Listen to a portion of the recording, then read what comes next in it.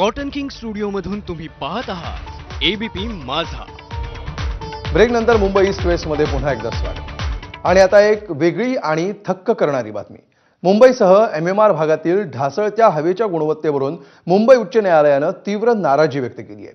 विशेष म्हणजे हायकोर्टानं थेट नवी मुंबई महापालिका आयुक्तांचा पगार रोखलाय।